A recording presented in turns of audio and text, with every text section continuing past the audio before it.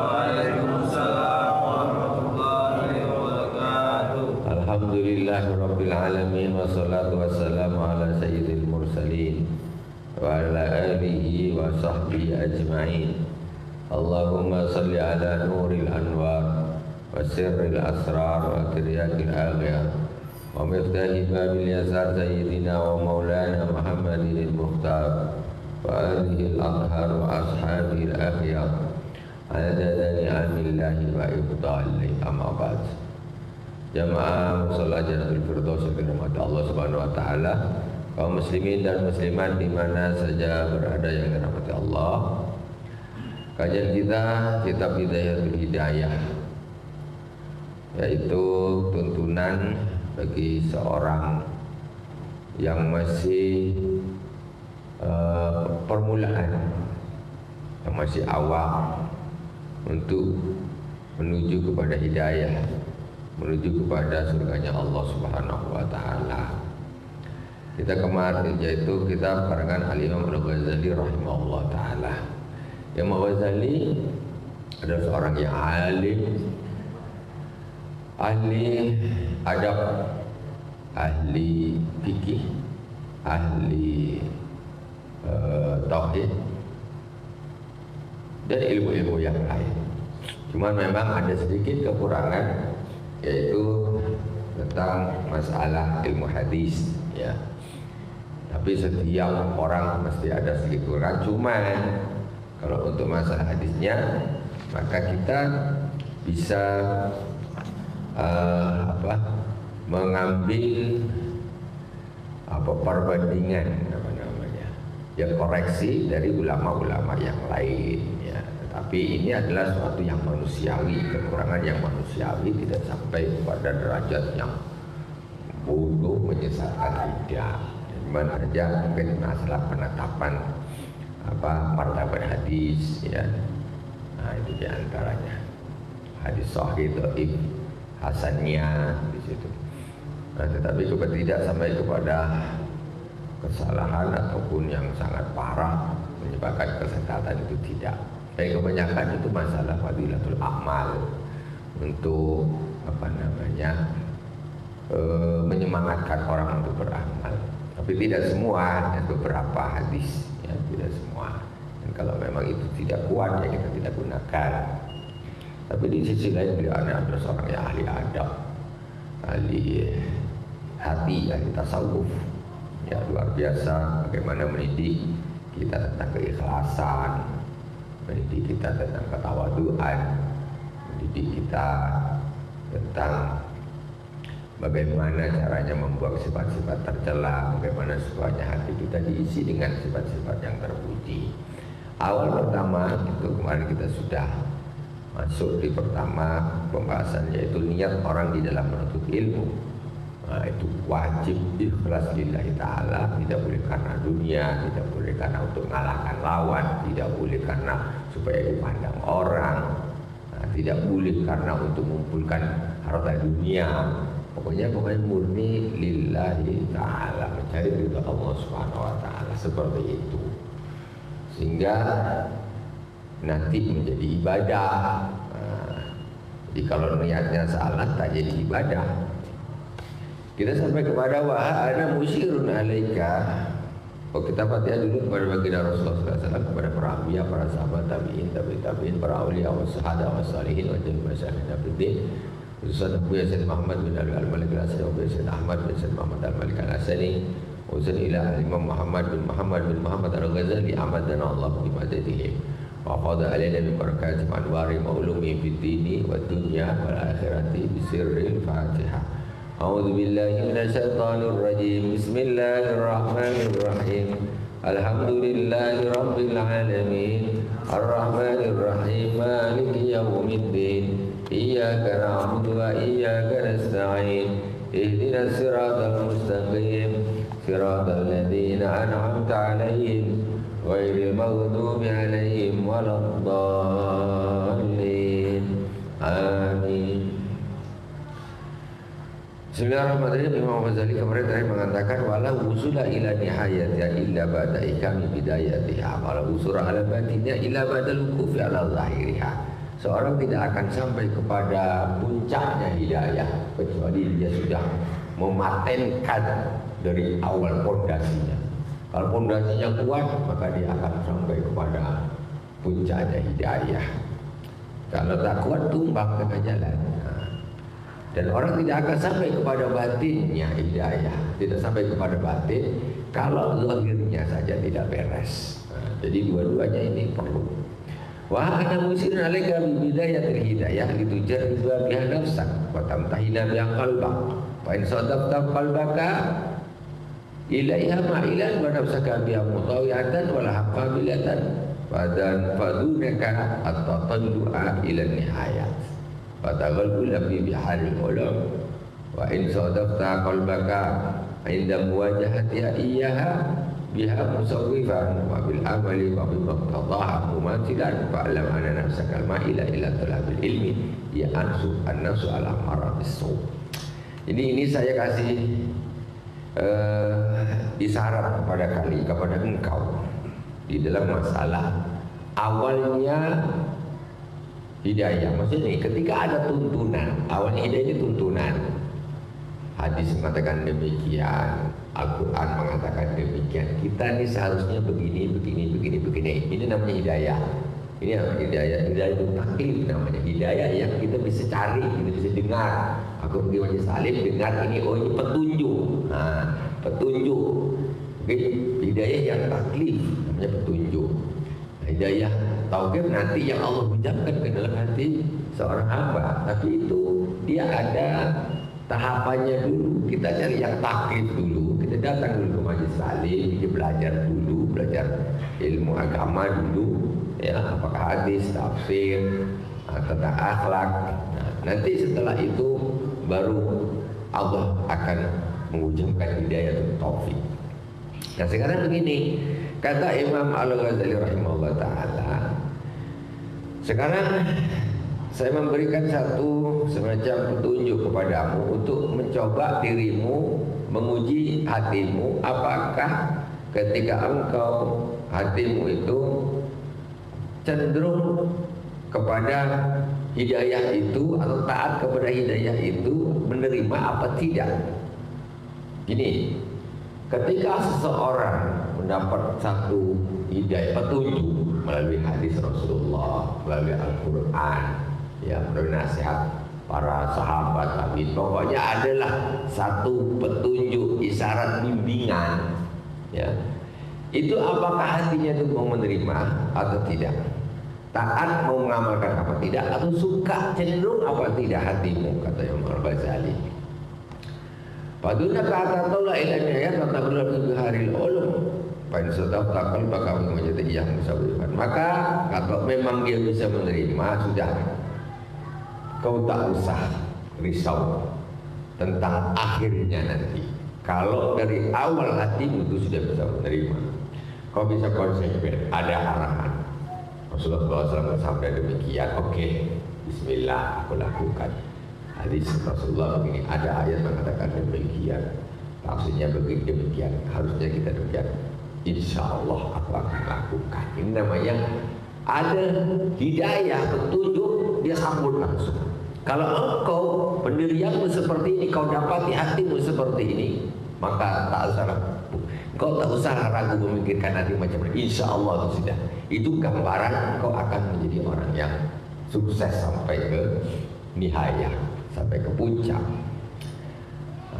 Cuma wa in sadaqta qalbaka inda muwajahati iyyaha biha musawwifan wal amala bi maqtada mu'atilan falam anna nafsaka ma'ilata ila tarabil ya nafsu alam arabisu.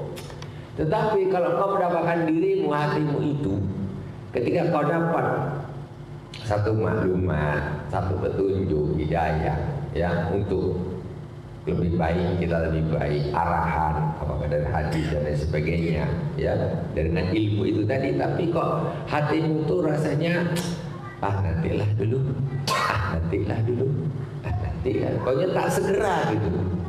Disuruh jadi seorang sabar, Allah ma'as-sabirin, terus disuruh jadi orang dermawan. Hadis Rasulullah, al-bakhilu ba'idun minallah, orang kafir itu jauh dari Allah. Ba'idun minan nas, jauh dari manusia. Ba'idun minal jannah, jauh dari surga. Ba'idun qaribun minan nar, dekat dengan neraka. Ini kan hidayah namanya. Tapi dia tak langsung eksekusi. Ala nantilah. Jadi tetap dengan kebiasaan baginya tetap dia tak mau langsung menjalankan. Kok kau dapati dirimu itu seperti itu, ada maklumat, ada nasihat, kau pasif gitu. Tak mau. Kalau kau belajar, kau belajar ilmu. Oh ini ada gini, hadis gini, kesimpulannya demikian. Itu maklumat semua untuk kebaikan. Tapi ternyata nantilah dulu. Wal amal, wabil amali bil muqtada mumatilan. Dan kau tak mau mengamalkan, ya. Fa'lam anna nafsakal mailata ila tanabi ya nafs al-amara bisu, ketahuilah bahwa sesungguhnya yang mengajak kamu, ya, untuk mencari ilmu itu, yang cenderung untuk mencari ilmu itu adalah nafsu yang mengajak kepada keburukan. Jadi nafsu.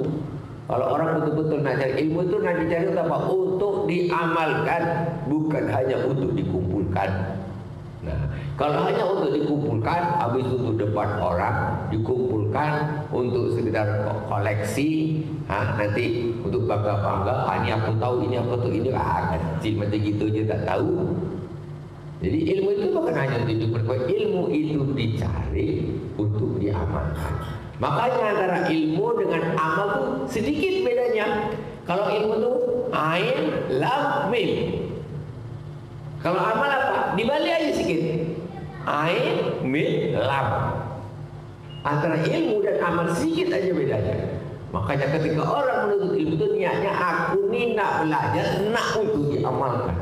Bukan hanya sekadar mengumpulkan maklumat. Kalau hanya mengumpulkan maklumat kita tak akan menang dengan HP. Berapa giga? 256 giga. Isi dia ada Al-Quran, ada tafsir, ada hadis, ada kitab ini. Penuh. Ya kita sini baca kuliah ayat kafirun kadang terbalik-balik. Nah kan? Ya macam mana?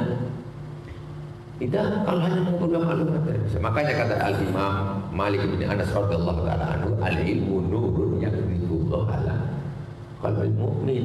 Jadi al-ilmu, bukan ilmu itu bukan kasratul riwayah, bukan banyaknya meriwayatkan, banyaknya maklumat dikumpulkan dan diceritakan, bukan itu aja. Tapi butuh nur masuk ke dalam dada. Inilah yang dimaksudkan. Kalau orang menuntut ilmunya itu niatnya itu betul, itu dia akan dapat nur. Lillahi ta'ala niat nak diamalkan. Cuma kadang-kadang memang berat. Tapi kita ini adalah usaha ke situ, gitu loh. Adalah usaha ke situ. Nah, fa'il fa'ala ana nafsakal mailata ila talabil ilmi ya nafsu al-amarah bisu waqadin tahadha mubi'atan lisyaitan al-la'in. Dan nafsu itu bangun taat kepada setan yang dilaknat. Liudalliyaka bihabil ururi, karena setan mau mengulurkan tali penipuannya. Kayaknya tuh belajar kan bagus nih kayaknya, tapi niatnya dibelokkan. Makanya banyak orang yang pintar tapi kebelingan lagi. Pintar tapi tak soleh gitu. Pintar tapi hatinya tak bagus. Karena otak ilmunya di sini aja, tidak masuk ke dalam hati. Makanya itu semua berawal dari niat yang tidak ikhlas. Maka kita, anak-anak kita didik untuk mencari ilmu itu yang ikhlas. Jangan kau nak belajar ini nanti supaya kau gini, udah cari kerja, udah gini. Kalau anak ke pesantren, sudah, pokoknya kau belajar aja lah. Belajar aja lah. Quran apalkan, kau sabar apalkan.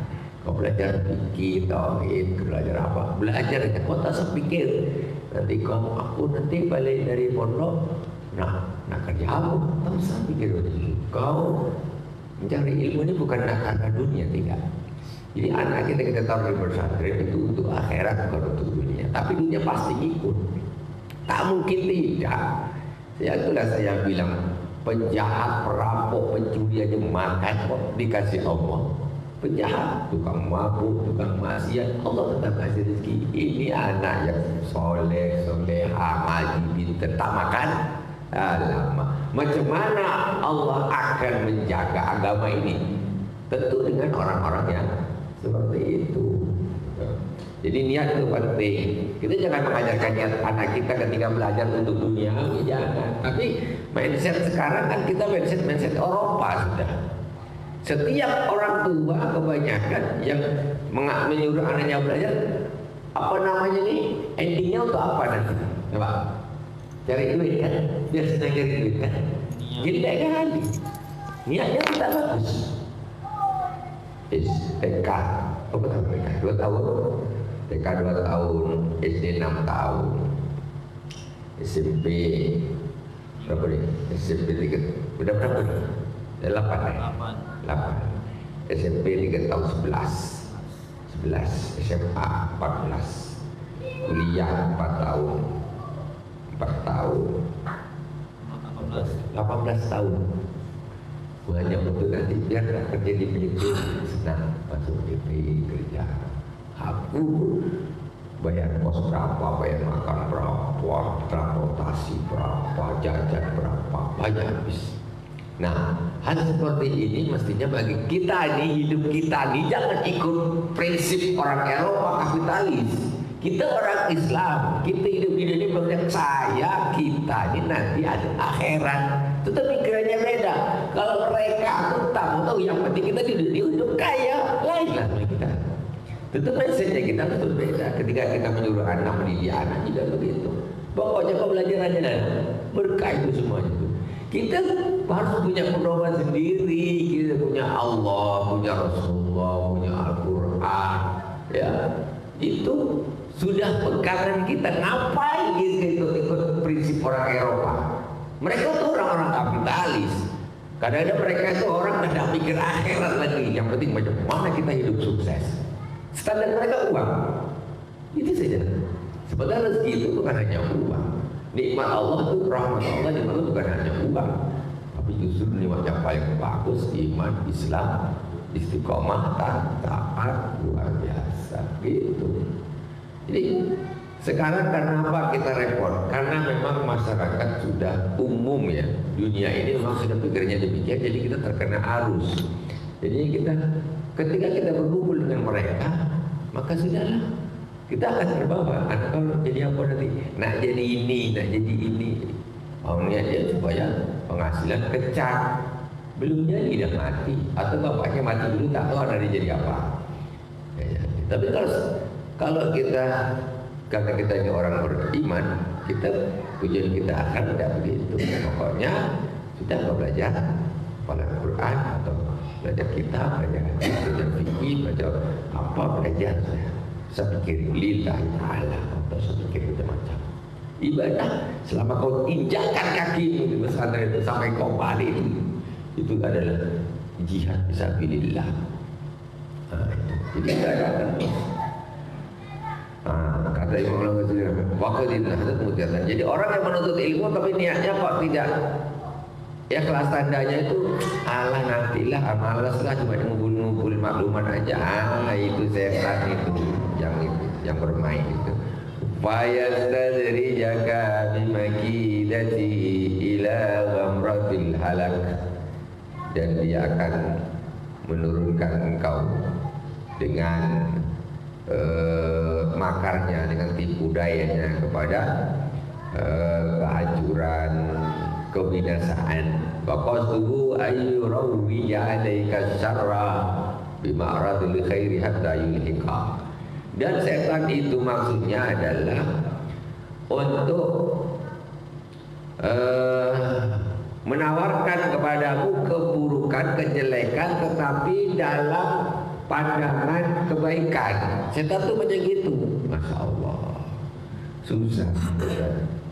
Ada orang asal rajin baca Quran pada malam, baca terus. Setan baca terus baca Quran itu bagus, baca aja terus baca. tiba-tiba ngantuk tak tahan, dipaksakan baca, paksa itu udah jelek bacanya, udah salah dosa. Terus baca Quran tuh bagus, mana pula baca Quran tak bagus, kata saya baca aja lanjut. Nanti baca sampai jam berapa, akhirnya tak tahan, tumbang dah, wah tidur.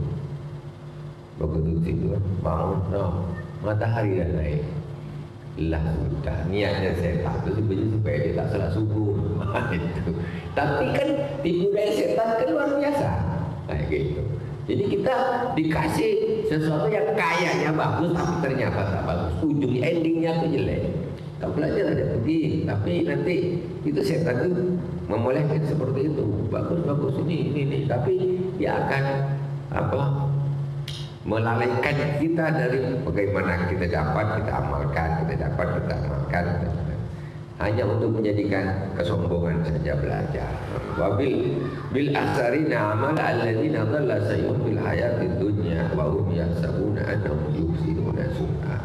Jadi orang-orang yang rugi di dalam amalnya yaitu orang-orang yang sesat amalnya, amal mereka di kehidupan dunia ini. Wa hum yahsabuna annahum yuhsinuna sun'a, dan mereka mengira mereka telah berbuat perbuatan yang bagus.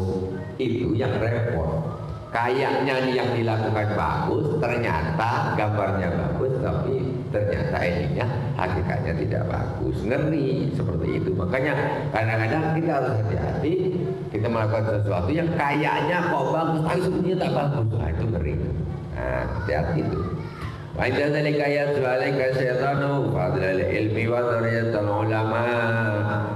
Dan setan itu dia akan membacakan kepadamu tentang keutamaan ilmu dan derajatnya ulama. Setan ngasih tahu nih, oh ilmu itu fadilah besar. Ulama, ulama itu di atas pangkatnya, derajat di atas kaum mukminin muslimin pada umumnya. Fama wardabi min akhbari wal azhar wa yul hika an qawli man izdada ilman wa lam yazdad hudan lam yazdad min Allah illa hudan. Setan hanya menggiring kau harus belajar, harus pintar. Oh bagus tuh ilmu wajib, bagus ulama, luar biasa. Kalau orang-orang mulia, ma'ilahul ladina amanu minkum walladzina utul ilma darajat. Allah akan mengangkat orang-orang yang berilmu di atas orang-orang yang beriman barunya dengan derajat yang tinggi, lebih tinggi. Cuma setan pintarnya apa? Dia melalaikan dari hadis Rasulullah SAW, man izdada ilman wa lam yazdad hudan lam yazdad minallahi illa hudan. Barang siapa yang ilmunya bertambah, kemudian petunjuknya tidak bertambah, ya, hidayahnya tidak bertambah, maka dia tidak tambah dekat dengan Allah, tapi tambah jauh. Tambah alim, tambah sombong. Tambah alim, tambah pintar, tambah dia ini ya pikir. Jadi bukan ditambah tawadu, tambah banyak amalnya, enggak. Cuma untuk semua debat-debat menang dan sebagainya. Dicari-cari orang. Wa an qauli sallallahu alaihi wasallam asadun nasi ada yaumil qiyamah alimun dan lam yanfa'ullahu bi ilmi masyaallah sallallahu alaihi. Rasulullah sallallahu alaihi wasallam bersabda, orang yang paling pedih siksanya nanti di hari kiamat adalah orang yang alim, yang ilmunya itu tidak bermanfaat baginya. Jadi nuntut ilmu itu wajib, ibu-ibu. Terus mengamalkan ilmu juga wajib. Tak nuntut ilmu tetap salah. Nuntut ilmu itu hukumnya wajib. Thalabul ilmi fardhatun ala kulli muslimin. Menuntut ilmu hukumnya fardu. Bagi orang muslim. Gimana Pak? Ada yang perlu ditanyakan. Sekarang begini, kita tengok pendidikan nasional. Macam mana orang sekarang berpikir tentang pendidikan nasional? Dulu 9 tahun, ya kan? Kenapa agama tak gitu? Kenapa agama tak gitu?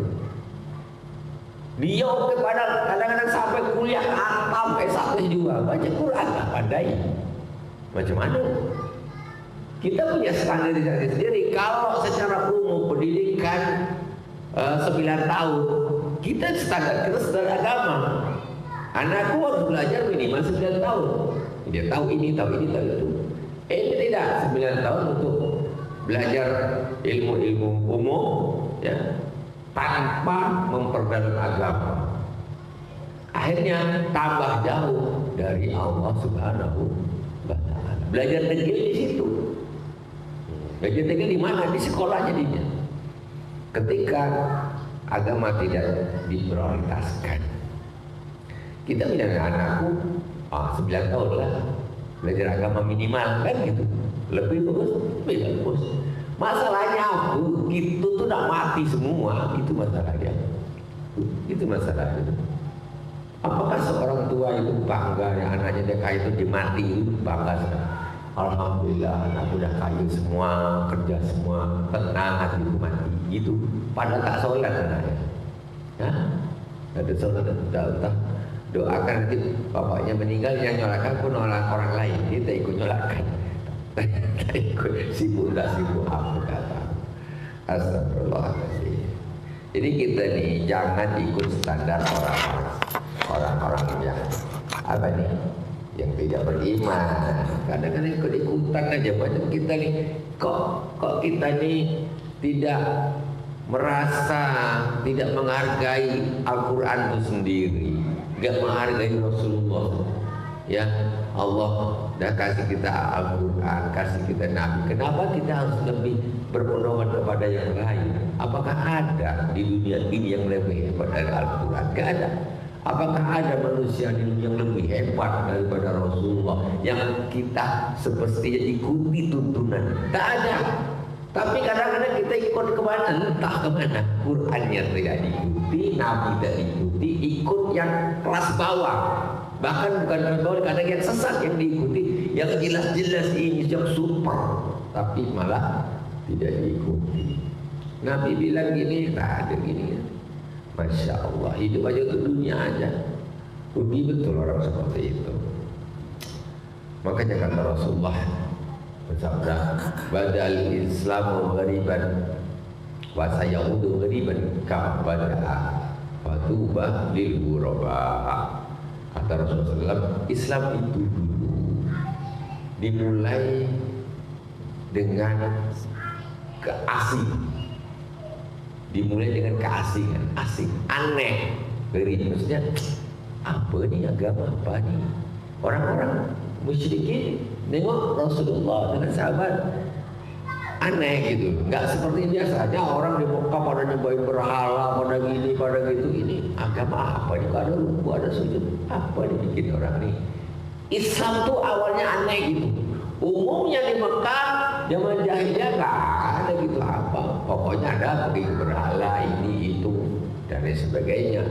Jadi memang Islam itu awalnya memang aneh, maksudnya berbeda dengan umumnya yang di masyarakat. Asalnya begitu. Kemudian berkembang daripada puncak setelah sampai di puncak kata Rasulullah wa sayaudu ghariban kama bada'a. Dan Islam nanti akan kembali asing seperti awalnya gitu. Kenapa? Ketika dunia ini semuanya sudah istilahnya sudah dikuasai oleh pikiran-pikiran dari Eropa, dari mana, akhirnya Islam ini mengecil, macam jadi aneh lagi. Orang yang paham dengan agama dia agak aneh. Karena agama udah nak makan apa? Nah kan dah aneh. Sudah aneh. Macam mana orang ini? Anak dia tak dialukan macam mana? Anak nanti kalau ini macam mana? Dia sudah terkena virus.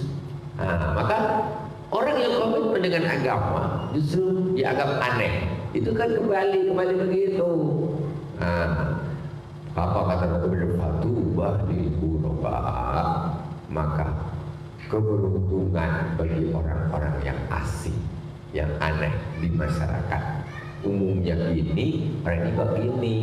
Nah, seperti itu. Jadi sekarang udah ada zamannya, semuanya sampai mindset, cara berpikir apa sudah lebih ke Eropa. Orang Islam sendiri, mereka lebih mengikuti pendapat-pendapat atau saran-saran yang dari sana, dari barat sana. Lebih percaya kepada apa istilahnya program-programnya sana.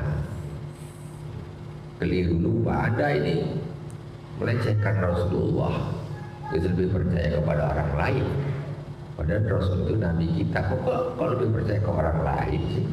Kita punya Nabi kok masih percaya orang lain. Jadi kita harus lebih percaya kepada Rasulullah, kepada Al-Quran. Wajib kita orang beriman. Wakana sallallahu alaihi wasallam yaqulu katsiran bi doa Allahumma inni a'udzubika min ilmin la yanfa' wa qalbin la yakhsha' wa 'amalin la yurfa' wa du'a'in la yusma'. Rasulullah SAW itu selalu banyak sering Rasul berdoa, Allahumma inni a'udzubika min ilmin la yanfa'. Ya Allah, aku berlindung kepadamu dari ilmu yang tidak bermanfaat. Ilmu tak bermanfaatnya apa Pak? Gampangnya inilah ibu-ibu. Kita pergi ke dealer, ya Bang. Kita pergi ke dealer, duit banyak, beli motor Scoopy 1, Vario 1, Wheel 1, motor apa lagi? Beli 4 lah motor itu, ya. Beli 4, bawa ke rumah, taruh di garasi. Ya, nah sementara dia orangnya punya mobil, katakan dia punya mobil. Ini membeli motor nih, bukan dia bawa motor, tapi dia tiap hari pakai mobil. Malas lah pakai motor, panas lah inilah. Tiap hari pakai mobil, memang tak pernah pakai motor. Dia punya motor, dia tak bermanfaat untuk apa? Dia beli, dia pakai duit, dia pakai apa? Dia party sampai pekaran itu. Nah, jadi ibaratnya orang beli begitu, udah nyari ditaruh, tak digunakan. Itu para kaya kalau dia punya mobil, kalau dia pilih jalan kaki, tambah aneh lagi. Ini ada seperti kalau kau tak guna ilmu, kau punya tapi kau tidak bermanfaat bagimu seperti itu. Jangan, ya ilmu tidak digunakan, dipakai. Wa qalbin la yakhsha, ya Allah, aku berlindung kepadamu dari hati yang tidak khusyuk. Allah, doanya Rasulullah. Sholat tak khusyuk, macam mana sholat tak khusyuk? Ya Allah, jangan sampai hati ini tak khusyuk. Wa amalin la yurfa, dan amal yang tidak diangkat, maksudnya tidak diterima oleh Allah Subhanahu wa taala. Bila orang sudah beramal tapi tidak diangkat, tak diterima, apa gunanya? Sama juga lah. Sama juga belum beramal. Udah sholat capek, tak diterima sama Allah. Kan alasannya apa gak diterima sama Allah? Ya karena contoh banyak hal yang menyebabkan sholatnya tidak diterima. Apa makanannya halal, apa subhan, apa haram, itu yang mempengaruhi sholatnya. Belum lagi masalah riya tidaknya, ikhlas tidaknya, banyak tuh. Karena orang munafik bersolat juga tapi tak diterima sama Allah, karena tidak sesuai dengan hatinya. Wa du'a'in la yusma, dan aku berlindung kepadamu ya Allah dari doa yang tidak didengar. Masya Allah, itu doanya Rasulullah. Doa tadi dengar, capek doa sampai berbuih gini-gini aja hidup aku macam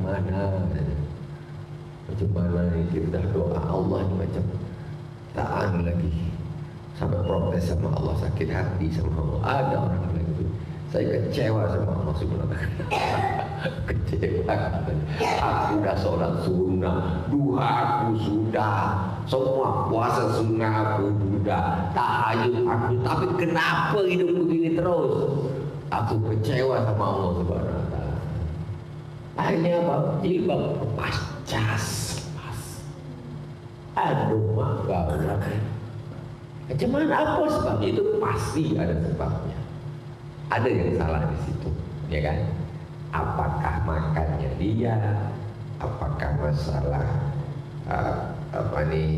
karakter atau hubungan dengan orang lain, dengan orang tuanya gimana, dengan gurunya gimana? Itu menjadi satu permasalahan seperti itu. Jadi akhir ujung dan doa apa segala macam, aku hidup tambah susah, masalah banyak, kecewa sama Allah. Bisa pula orang bilang itu kisah nyata. Astagfirullah. Tapi usul punya usul, ya ada permasalahan yang menyebabkan dia begitu. Bukan, jangan Allah disalahkan. Ketika doa tidak diterima, jangan Allah disalahkan. Mesti ada yang salah ya. Pasti ada yang salah. Karena Allah Subhanahu Wa Taala mengatakan ud'uni astajib lakum. Berdoalah kepadaku maka aku akan kabulkan, kata Allah. Masa Allah bohong? Tak mungkin Allah bohong. Kalau tak itu berarti ada yang salah kita. Pasti gitu. Allah nyuruh berdoa, mintalah kepadaku maka aku akan kabulkan. Allah pasti tak bohong. Jadi kalau minta Allah mesti kabulkan. Kalau tidak mesti ada salahnya. Kadang-kadang orang kita lebih percaya sama orang. Engkau kalau ada apa bilang aja aku usilah. Langsung percaya, dia yakin kan. Aku ada aku begini pasti dikasih. Kok lebih yakin ke orang daripada ke Allah? Nah itu. Wa anqali sallallahu alaihi wasallam aradu lailata usiya bi aqwamin tuqradu sifahum bi maqarid minna. Rasulullah SAW pas pula time-nya Isra Mi'raj. Rasulullah SAW bersabda, aku lewat di malam aku diisrakan, bertemu dengan suatu kaum yang bibirnya digunting dengan gunting-gunting dari api neraka. Fakultu man antum. Kemudian kata Rasul berkata, aku bertanya, kalian ini siapa? Ini pas Isra Mi'raj, kita Isra Mi'raj. Faqalu kunna na'muru bil khair wa la na'ti wa nanha 'anil syarri wa na'ti. Kata orang-orang tadi, kami ini dulu mengajak, menyuruh kepada kebaikan, tapi kami malah tak melakukan. Wa nanha 'anil syarri wa na'ti. Sebaliknya aku mencegah, melarang orang-orang untuk melakukan kemungkaran, kejelekan, maksiat, tapi malah kami melakukannya sendiri. Kayak gitu. Na'udzubillah. Ini namanya ilmu yang tidak bermanfaat. Fa iyyaka ya miskin an tud'ina li tasbirihi wa yudalliyaka bi habli ururih. Wahai miskin. Miskin itu orang yang sangat membutuhkan. Wahai miskin, miskin yang fakir, orang yang sangat membutuhkan. Membutuhkan bukan duit maksudnya. Ya miskin ilmu, miskin hidayah, ya butuh hidayah. Jangan kau dengarkan tipuan setan itu, maka dia akan menarikmu dengan tali kendur kebohongannya. Fawailul lil jahil yailam yata'allam marratan wahidah. Fawailul lil alim yailam ya'mal bima alima alfa marrah. Celaka bagi orang yang bodoh ketika dia tidak mau belajar satu kali semarratan wahidah, dan kecelakaan bagi orang yang alim ketika dia tidak mengamalkan apa yang dia tahu 1000 kali. Wah, bodoh salah, pandai pun salah kalau tak mengamalkan. Yang betul yang sama siapa?